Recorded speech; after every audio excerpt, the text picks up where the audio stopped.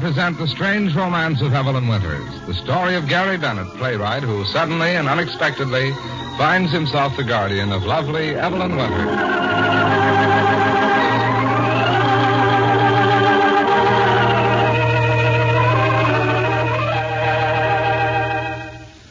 Lady, there's a post-war plan for a nicer, daintier-looking bathroom that you can put into effect right now.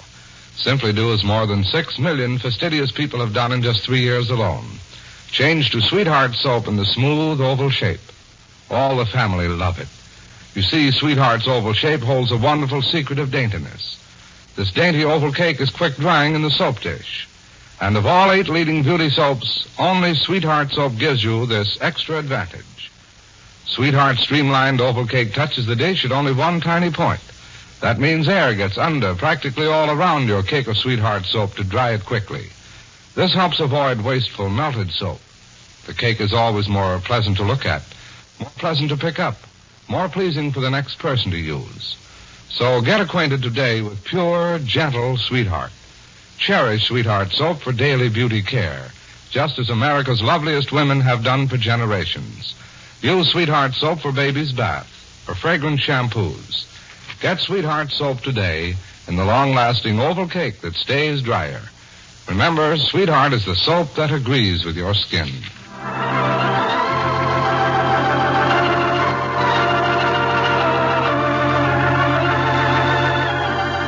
Now, the strange romance of Evelyn Winters. The attraction between lovely young Evelyn Winters and her guardian, Gary Bennett, seems to be growing too deep to be broken by any interference. Last week, Gary's manager, Charlie Gleason, felt obliged to tell Gary and Evelyn. It's my job to look after the professional future of Gary Bennett. I could use a little cooperation from both of you. Gary has work to do, and anyone who likes the guy can show it best by leaving him alone. Till the work's done, that is. Now in Gary's Broadway office, his secretary, Miss Bean, watches Charlie whittle at a pencil with a pocket knife. And then she remarks, I've worked with Mr. Bennett a good many years, Mr. Gleason. He makes up his own mind. Laying down laws for him is like telling you to use the pencil sharpener instead of that old knife. Beanie, I derive an aesthetic satisfaction out of whittling pencils. Get the point? Oh, Mr. Gleason. Anyway, I think my talk struck home. Well, since your talk, he's been with her more than he was before. That's because of that freak accident at Peerless Studios when Ginny Roberts was making a screen test. How's Miss Winters now? I'm getting along fine, Beanie. You know, Mr. Gleason, Mr. Bennett may not be turning out as much work as he used to, but there's a quality in his writing these days that can't be overlooked. You've noticed that? I've just copied one of the Abigail scenes, and I found it very moving. Well, that means he saw Evelyn yesterday. What do you mean by that? Every time he's with her, he comes back and bangs out a scene that's terrific. That's why I'm stymied. I don't know what approach to take. Well, isn't that extraordinary? Tell me, what happened to that Walter Barnes? Did he go back to Hollywood? He's down in Washington. I understood he'd asked Miss Winters to marry him. He's giving her time to think it over. He thinks she'll get over her devotion to Gary. I sort of hope he stays down there. I have to admit, Evelyn has a soothing effect on Mr. Bennett. But when Barnes is around, Gary sees red. Yeah, I hope Barnes stays out of town. Yes, Mr. Bennett. Beanie, have you any more typewriter paper out there? Certainly, Mr. Bennett. Anything else? Yeah, you might put on your most beguiling smile and ask Charlie if he'll let me attend a preview at Peerless Studios on Tuesday. Yes, Mr. Bennett. Thanks, Beanie. Charlie, he wants to know if you let him attend a preview at Peerless Studios Tuesday. If I let him, huh? Cute, isn't he? He wants some more paper. Want to take it in? Oh, sure. Thanks. Hello, Charlie. Hi. This what you wanted? Yeah, that's it. Thanks. I suppose preview is Ginny Roberts' screen test. Yes, sir. Where'd you get this sir stuff? Merely a mark of my great respect for you, Charles. Just like a wife getting ready to ask for money. Well, I suppose I'll have to let you go. You probably said you would anyway. That's right. It's all set. That's what I figured. I think that ought to wind up the business with Ginny. I wanted to follow through on it. I want to do what I can to help her get a good break, Charlie, for her sake and because it means a lot to Evelyn. Well, sure. After that, you can keep the calendar clear. I don't want to browbeat you into anything, Gary. No, but Janice wants the play for this season. Well, we'll have it. Of course, I may ask for a few concessions, like going out to dinner tonight. Oh, pile into some work first, huh? You know, you used to operate on a clean-cut basis of making no engagements at all, and I mean at all, until you turned out enough work to feel you had a right to stop for air. Don't fog up your mind with what you might be doing this evening until you've taken care of today. I mean it, Gary. And you're the guy who's given me the right to tell it to you straight. Okay? Okay, Charlie.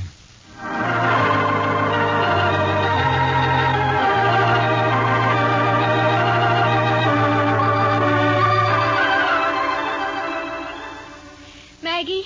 Yes, Miss Evelyn. Here's that article I was talking about. Oh. It says that even though the war has ended, we still have to keep up the fight against inflation. I don't claim to know much about it. But my cousin says inflation is when you pay $1 apiece for pork chops.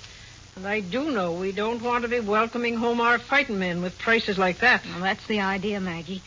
Because if we let prices run away with us now, we're just about certain to have a depression. I guess you remember what that means. I certainly do, Miss Evelyn. No jobs for us or the boys coming home. I'd hate to think of that. So would we all. That's why we must keep on doing our part, like holding on to war bonds and other savings, observing ceiling prices just as long as they're necessary. Yes, and buying victory bonds. It's the best insurance there is against inflation. You know me, Miss Evelyn. I'd sooner be saving my pennies and dollars than doing anything else. That's the way I was raised. And a very good way it was. Oh, there's the doorbell. Do you want to answer? Sure, and I will, darling. Thanks, Maggie. Hello, Maggie. If it isn't Mr. Barnes. Did you say it was Walter? Evelyn. Walter Barnes. Is it true you've been down to Washington? For almost a week. Tell me, darling, are you all right? You look wonderful. I'm feeling fine again, thank you. No bad effects from the accident? Oh, unfortunately, no. I'm worried about you, Evelyn. Missed you more than I can say. Why, that's a very questioning look. Why didn't you tell me you were going away? That evening at the Café d'Amour, I told you that I wouldn't be around as much as I had, that I'd give you a chance to make up your mind. This business in Washington came up very suddenly, and, well, I found it easier to be away from you. I didn't hear until yesterday that you'd phoned me from Washington the very day of the accident. Then where do you think I was? And why didn't Ginny tell you? Just general confusion, I guess. I didn't know where you were. Did you try calling me? When all the beautiful flowers started to arrive, yes. Well, didn't you learn then that I was in Washington? Well, no one answered. What, did you call my private number or the hotel switchboard? Oh, your private number. Oh, well, I'd left a message at the switchboard that if you called, you would have been given my Washington number. I rather waited to hear from you. I tried writing you, but I'm not good at writing letters. Except business letters, and then all I have to do is say what I'm thinking. In your case, I've said I wouldn't do that until you give me permission. You glad to see me? I'm just a bit bewildered by it all. I'll answer it, Miss Evelyn. Oh, thank you, Maggie. Hello? Yes? You see, Walter, I couldn't Oh, understand yes. why I didn't hear from you. Oh, that it's Darling, all why don't right. you simplify everything for us Yes. by putting that bewilderment into its right words? Say you missed me. That's what I want to hear. Well, hold the phone, please. Miss Evelyn, Yes, Maggie? it's the call from Dr. Lohman's nurse. The doctor said it's quite all right for you to be up and about as much as you want. She wants to know if there was anything else. I don't think so, but thank her for calling. Maggie, Yes, Mr. Barnes. ask her if Evelyn might celebrate by going out to dinner. Should I, Miss Evelyn? Oh, go along with you. Of course you should. All right, Maggie. And if the Hello? doctor says yes, you'll say Miss yes. Evelyn said Please, for me darling. to thank All you right. for calling. And would it be all right for her to be going out for dinner? She's asking the doctor now. Hello? Dr. Lohman says if it's with a good-looking man, by all means. Well, I'll tell her. Yes, goodbye. I was to tell you that... Yes, Maggie, I heard it. She won't stay out too late, Maggie. Well, I think that'd be a good idea, Mr. Barnes. And what was that remark about a good-looking man? Well, after all, aren't you? Thanks. Even if it were so, the conversation was by telephone, not television. I suppose the doctor knows your guardian, eh? Well, not until they met here this past week. That's what I thought. Quite a photograph you have of Gary. Is it new? Yes. Interesting inscription. Just because. Gary. What does that mean? I don't know. Evelyn, you told me you were trying to get over your devotion to Gary. That you must because he thinks of himself as your guardian and nothing more. I'm trying to be fair with you. I've said I'd give you a chance to straighten it all out in your mind. But I love you, Evelyn, and I can't just sit back and let myself lose you. Come on, get your things, darling. We'll go somewhere and talk.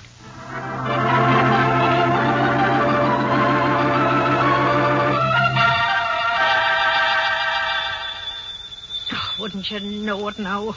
I no sooner get my feet in for a soaking than the phone rings.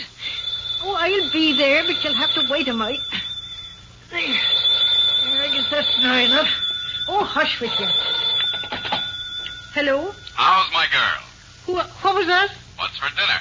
Why, I'd like to know who this is. But don't you recognize my voice? Well, just a minute now. Sure, you know Maggie, that fellow who's always coming over at mealtime. Coffee cake, gingerbread, and all kinds of good things. Mr. Bennett. You sounded so sort of gay-like. Well, that's just the way I feel. You know, there's no tonic like a good day's work, Maggie. So I thought you and I'd take the evening off. What? You can forget all about fixing a dinner because I'm taking Evelyn out, provided we can get permission from Dr. Lohman. Oh, I'm sorry, Mr. Gary. Miss Evelyn's out already. She's out? You mean for the evening? Yes. Well, I take it that's all right with the doctor? Oh, you don't think I'd let her go out otherwise? Oh, they called from Dr. Lohman's and said she could come and go as she pleases now. Oh, I'm glad to hear it, Maggie. I think maybe you should know, Mr. Gary, Walter Barnes is back from Washington. I see. He was ever so insistent that she go out for dinner with him. Yeah. I'm sorry, Mr. Bennett. So am I, Maggie. Well, I guess it's just one of those things. I'll tell Miss Evelyn you called. Oh, don't bother. Goodbye.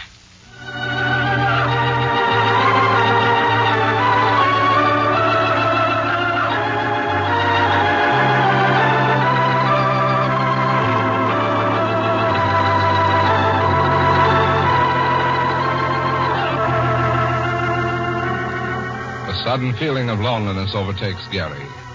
Will the return of Walter Barnes only serve to bring Evelyn and her guardian together? Or will Walter separate them as he earnestly hopes to do?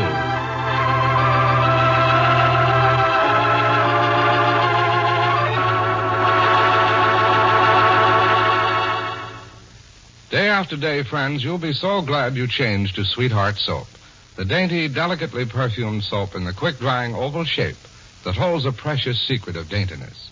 Let me tell you why. Unlike many soaps that lie flat, Sweetheart's oval cake is rounded top and bottom. It touches the soap dish at just one small point. Air dries it fast, helps avoid unpleasant, wasteful, melted soap. So you always enjoy a firmer, more inviting cake, a pleasure to use, for beauty care, for baths, for shampoos. And naturally, less melting away means Sweetheart's oval cake lasts longer. So change to the soap in the oval cake that's daintier, handier, longer lasting. Sweetheart Soap, the soap that agrees with your skin.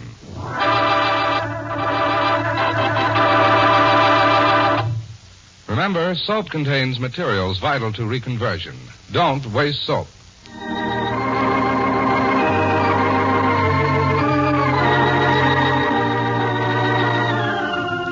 After Evelyn's accident, Gary admitted to her best friend, Ginny, that he loves his beautiful young ward.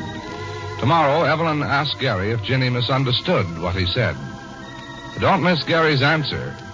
Be sure to listen tomorrow to the next chapter of The Strange Romance of Evelyn Winters. Till then, this is Larry Elliott saying goodbye for Sweetheart Soap, the soap that agrees with your skin.